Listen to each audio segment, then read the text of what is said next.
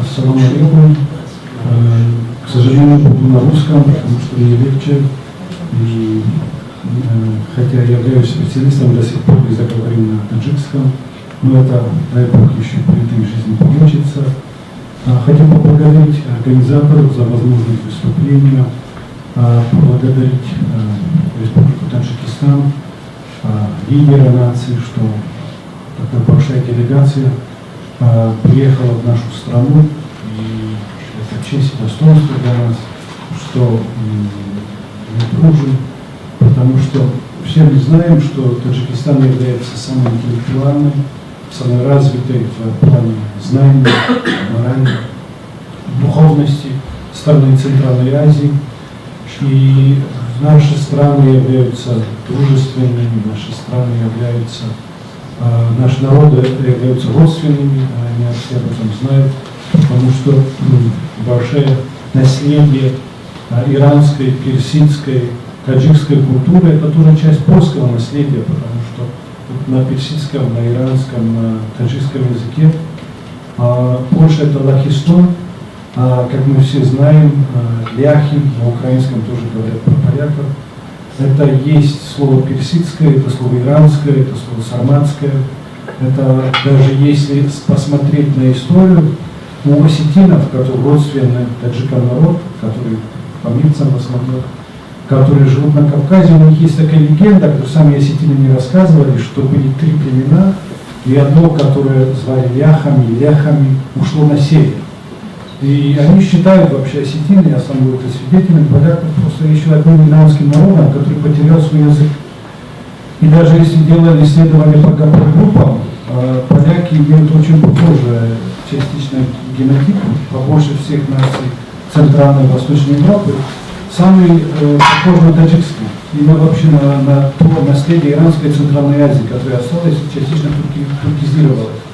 Кроме венгров. Но венгры, как мы все знаем, пришли из Востока, а остальные народы, потому что вот класс аристократии, дворянство польского, как элиты наши, были как раз с этого иранского корня, что и таджики. Это до сих пор осталось.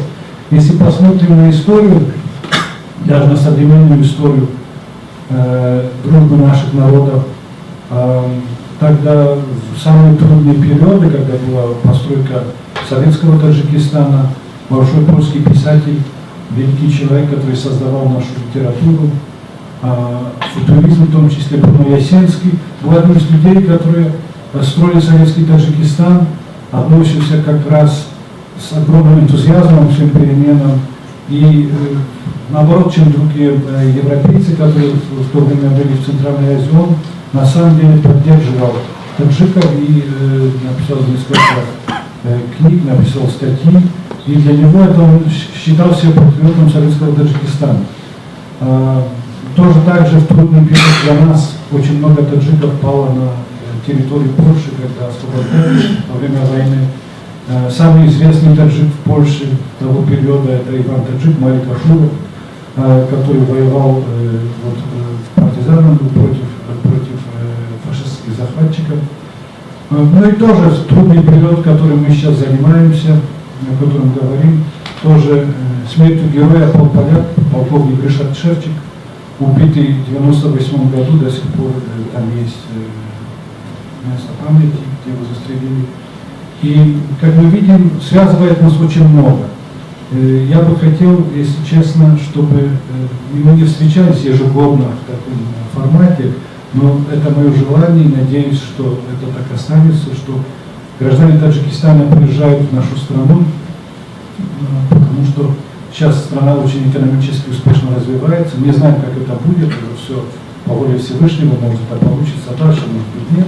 Но пока показатели очень хорошие. Раньше так развивалась Турция, так что было удивление экономистов. И сейчас это удалось нам. И не знаем, как это будет дальше, но из-за этого экономического чуда, которое пока продолжается, приезжают люди со всех стран работать, в том числе и таджики. И мое желание, моя мечта, я думаю, всех нас, то, чтобы не встречались ежегодно, чтобы было нормальное посольство, чтобы был нормальный штат, чтобы люди занимались, чтобы это была поддержка со стороны государства того, что все равно народ делает. Народ роднится, народ встречается, народ приезжает, студенты, которые здесь есть, они получают образование, может быть, час останется. Они будут тоже мостом между нашими странами. Попытки уже были. В 2014 году, как мы все знаем, был польско-таджикский экономический форум в Душанбе. Но так как потом пошел украинский кризис и разные тоже непростые времена, и наше государство как раз перестало уделять столько внимания Таджикистану. Но я надеюсь, что эти мосты, эти молодые люди, которые в этом зале присутствуют, это будет дальше развиваться, и эти трудные моменты, хорошие и плохие нашей общей истории будут только хорошими, и что удастся укрепить нашу дружбу. Спасибо большое.